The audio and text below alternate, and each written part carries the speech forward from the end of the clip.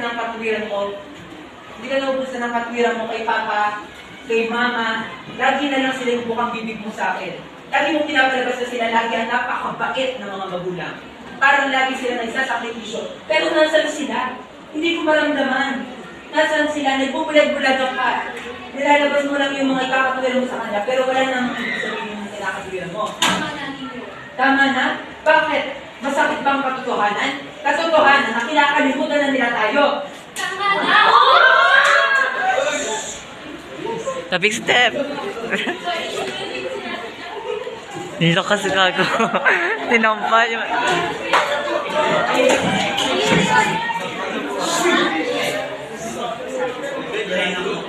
Nakaka-proud talaga ako ng tigil ng trabaho. Namulaw. Gago namula. Gusto lang talaga kayo. Yan yung malapit namin makawin yung nanay. Si Daddy David.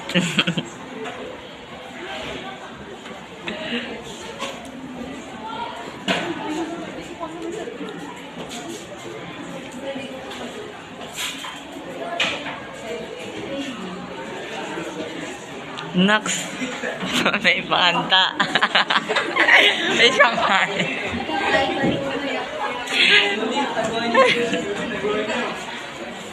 Kumusta yan? Ikaw nga muna. Ako.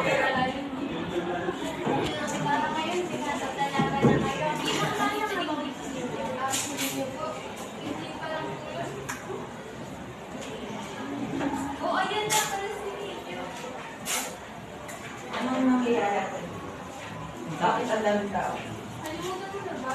Birthday mo ngayon. Happy birthday to you! Happy birthday!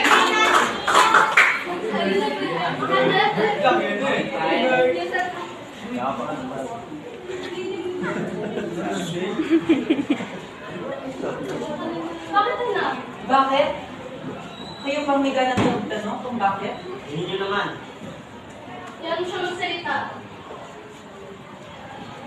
Ilang taong kayo nawala, Mama? Papa, anak niyo ba talaga ako? Anak niyo ba talaga kami dalawa? Hindi nyo nakakaya sa mga bisita. Siyempre ako, anak ka namin. Bakit mo na itanong yan? Sa tinagal-tagal ng panahon na nasan man kayo, hindi ko alam.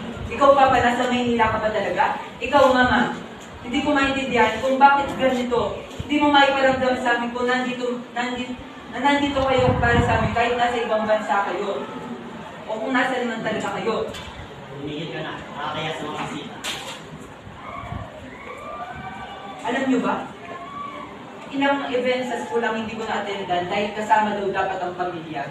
Alam nyo ba kung ilang araw ako na nag-isip kung paano ko ipagpaliwanag sa sarili ko kung bakit ganyan na napakatagal na hindi kayo nakapagpaliwanag sa akin. Alam mo naman kung bakit, di ba? Lahat ng ginagawa namin para sa inyo, para sa kinabukasan nyo. Ngayon mo sabihin na hindi ka lang anak, walang magulang hindi kaya mahalin ang kanilang anak. Mahal nyo ba talaga kami? May mahal ba na iniwan ng 6 na taon pero walang paliwanag? Ikaw, Papa, nasa Maynila ka, di ba? Pero bakit hindi ka makadalaw dito? Dadalaw ka siguro? Sa susunod na taon? Okay lang pa kaya kapag galing na ako? Kapag may trabaho na siguro ako, ikaw, Mama, nasan kayo? Siguro may mga kanya-kanya na kayong pamilya.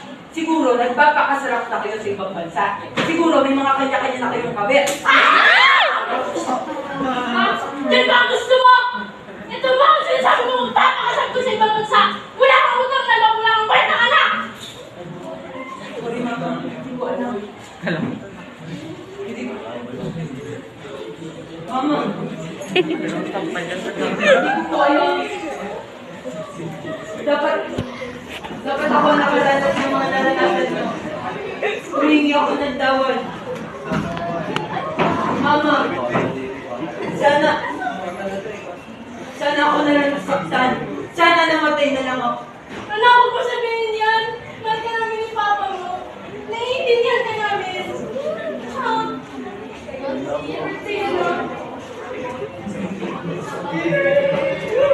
Pag-tagi.